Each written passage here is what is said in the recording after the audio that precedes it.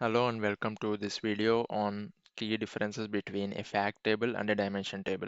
In Power BI, Star Schema is the most optimal data model that we can create. At the center, you have a fact table and you have many to one relationships to the dimension tables from fact table. Each of these tables surrounding the fact table is a dimension table. Now let's see the differences between the fact table and dimension table. The purpose of fact table is to store measurable data. In this example, we store sales data.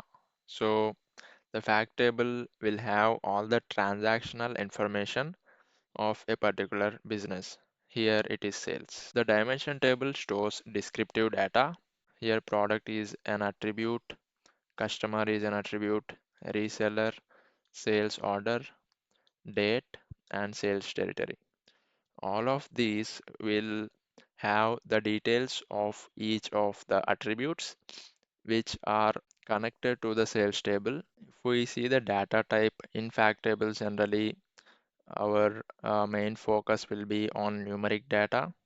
So it contains details like sales, quantity, and revenue. And dimension table generally stores categorical data like customer name, product category, etc.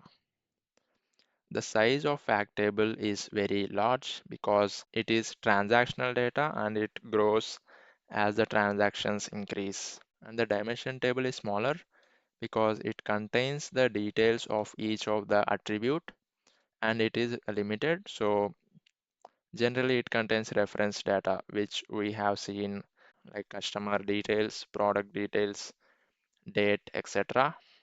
The fact table will have foreign keys that are linking to dimension tables, and dimension table will have primary key that connects to the fact tables. The granularity is high for fact table because each row represents a transaction or an event.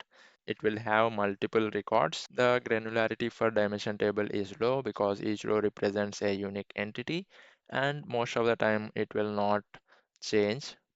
So the granularity is low for dimension table.